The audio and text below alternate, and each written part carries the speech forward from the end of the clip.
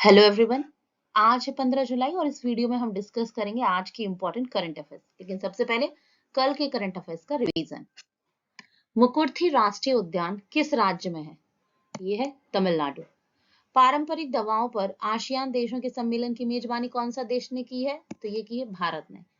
रक्षा मंत्रालय ने सशस्त्र बलों के बीच बाजरा के उपयोग और स्वस्थ भोजन प्रथा को बढ़ावा देने के लिए किसके साथ समझौता किया? FSSAI। अंतरराष्ट्रीय मंदिर सम्मेलन और एक्सपो का आयोजन किस शहर में होगा? काशी। चंद्रयान 3 को निम्न में से किस रॉकेट से प्रक्षेपित किया जाएगा? तो LVM-3। कोई भाषा किस राज्य से संबंधित है? उड़ीसा। कंपनी XAI किसके द्वारा लॉन्च की गई? तो एलन मस्क। लिथुआनिया में भारत के अगले राजदूत के रूप में किसे नियुक्त किया गया है? देवेश उत्तम। किस राज्य या यूटी ने मोबाइल दोस्त ऐप लॉन्च किया है? जम्मू कश्मीर। पैरा एथलेटिक्स विश्व चैंपियनशिप 2023 में किस भारतीय ने रजत पदक जीता? तो ये निषाद कुमार। संयुक्त समुद्री बल द्वारा ऑपरेशन साउदर्न रेडीनेस 2023 कहां आयोजित किया गया? तो ये सेशल्स में। ट्रेवल प्लस लेजर मैगजीन द्वारा जारी favourite city in the world की लिस्ट के अनुसार दुनिया का सबसे पसंदीदा शहर कौन सा है? तो ये है ओक्साका, जो कि मैक्सिको में है।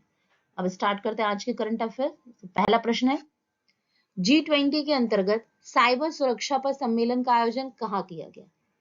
ए गोवा, बी गुरुग्राम, सी महाबलीपुरम या D Banaras?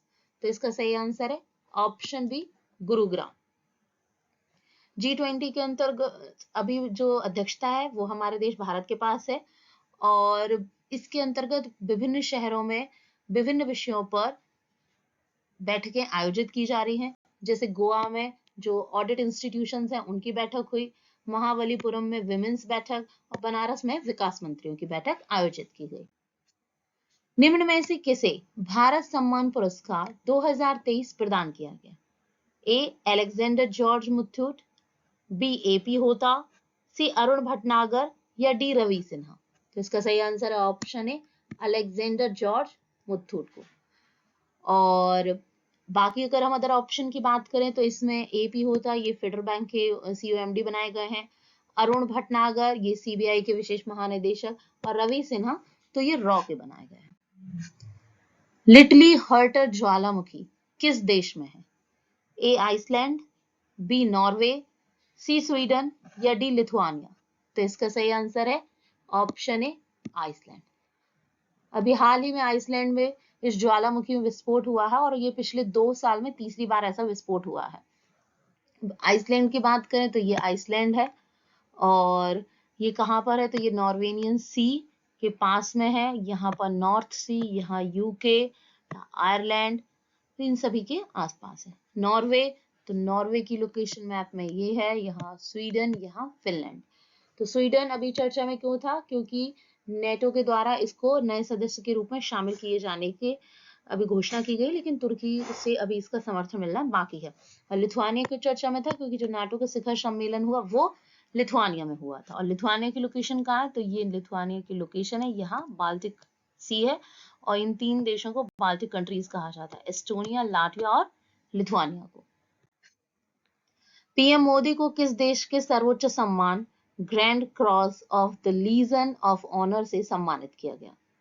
Option A America, B France, C मिस्र या डी संयुक्त अरब अमीरात?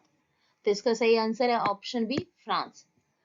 अभी हमारे देश के प्रधानमंत्री फ्रांस में बेस्टिल डे परेड के मुख्य अतिथि हैं और वहां पर उन्हें ये सम्मान प्रदान किया गया है, grand cross of the legion, और ऐसा पुरस्कार प्राप्त करने वाले वो भारत के प्रथम प्रधानमंत्री बन गए हैं।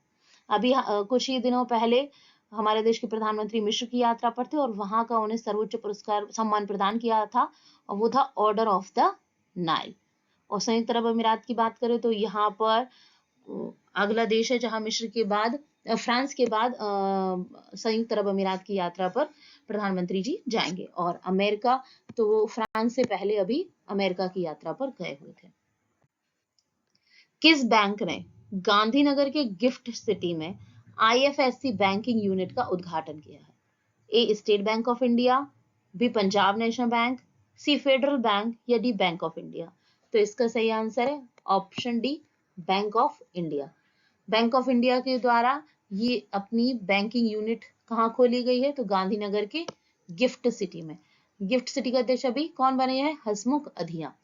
अब जो बैंक ऑफ इंडिया की जो ब्रांच है, इसका उद्घाटन किसने किया? तो इस बैंक के एमडी और सीईओ वो कौन है? वो है रजनीश कर्नाटक। और इस अवसर पर उन्होंने एक एनआरआई हेल्प सेंटर का भी उद्घाटन किया है। अब बैंक ऑफ इंडिया की बात करें तो ये एक पब्लिक सेक्टर बैंक है और इसकी स्थापना 1906 में की गई थी। चंद्रयान 3 मिशन के प्रोजेक्ट डायरेक्टर कौन है?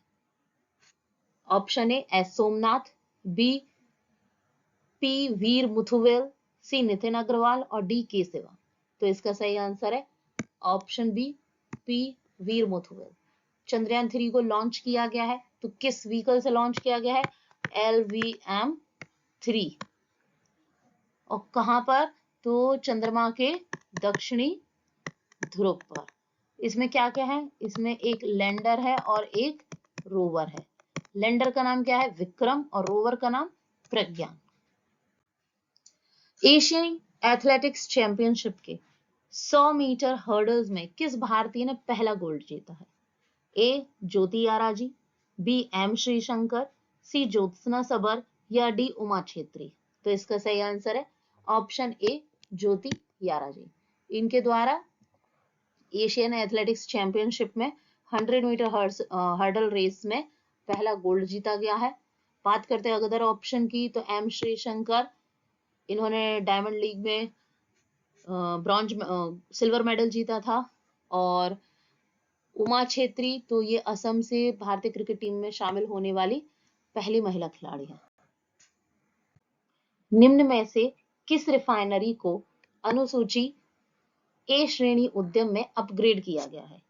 ए डिगबोई, बी नुमालीगढ़, सी बरौनी या डी मथुरा। तो इसका सही आंसर है ऑप्शन बी, नुमालीगढ़ रिफाइनरी। अब ये एक नवरत्न कंपनी की श्रेणी में आ जाएगी और इसका इसे क्या बेनिफिट मिलेगा कि ये 1000 करोड़ रुपए तक का निवेश बिना किसी परमिशन के कर सकती है। बाकी नुमालीगढ़ जो रिफाइनरी है वो असम में है, डिगबोई ये भी असम में है, बरौनी और बिहार और मथुरा उत्तर प्रदेश, और नुमालीगढ़ अभी इसलिए भी चर्चा में थी क्योंकि यहाँ पर इनलैंड वाटरवेज के द्वारा कार्गो शिपमेंट यहाँ पर किया गया था। पर्यावरण, वन और जलवायु परिवर्तन मंत्रालय ने mangrove initiative for shoreline habitats and tangible income यानी मिश्ती जो स्कीम शुरू की गई है, उसके अंतर्गत मैंग्रोव वृक्षारोपण कार्यक्रम कहां पर किया गया? तो ए आंध्र प्रदेश, बी तमिलनाडु, सी पश्चिम बंगाल या डी कर्नाटक। तो इसका सही आंसर है ऑप्शन बी, तमिलनाडु। तमिलनाडु के कोवलम पंचायत के में किया गया था ये। और ये मिस्टी स्कीम प्रधानमंत्री जी के द्वारा भी स्टार्ट की गई है और इसके अंतर्गत मैंग्रोव के वृक्षारोपण को बढ़ावा दिया गया है। और mangrove initiative for shoreline habitats and tangible income, मतलब इसके माध्यम से जो तट रक्षा पंक्ति बनाना और साथ ही जो वहां के कृषक हैं उनकी आय में वृद्धि करना। निर्यात तैयारी सूचकांक यानी कि एक्सपोर्ट प्रिपेयरनेस इंडेक्स किसके द्वारा जारी किया जाता है? ए वित्त मंत्रालय, बी नीति आयोग, सी डीपीआईआईटी या डी एग्जिम बैंक। तो इसका सही आंसर है ऑप्शन बी, नीति आयोग। नीति आयोग के द्वारा ये सूचकांक जारी किया जाता है और इस सूचकांक में 4 स्तंभों को शामिल किया जाता है, मतलब इन 4 के पिलर्स के आधार पर राज्यों की रैंक तैयार की जाती है। इसमें क्या क्या शामिल है? एक तो नीति, मतलब उस राज्य में व्यापार प्रोत्साहन मतलब निर्यात के प्रोत्साहन के लिए क्या नीतियां हैं। व्यापार पारिस्थितिक तंत्र, मतलब बिजनेस का क्या इकोसिस्टम है। निर्यात पारिस्थितिक तंत्र, मतलब बिजनेस के बाद अब आपके यहाँ एक्सपोर्ट इकोसिस्टम है या नहीं है। और निर्यात का प्रदर्शन, तो इसके आधार पर राज्य और केंद्र शासित प्रदेशों का आकलन किया जाता है और प्रत्येक स्तंभ कई उप स्तंभों से बना है और उनके आधार पर राज्य के प्रदर्शन को कैप्चर करता है। आज के लिए बस इतना ही। अगर आपको मेरा वीडियो हेल्पफुल लगा हो तो प्लीज इसे लाइक, शेयर एंड सब्सक्राइब जरूर करें। Thank you.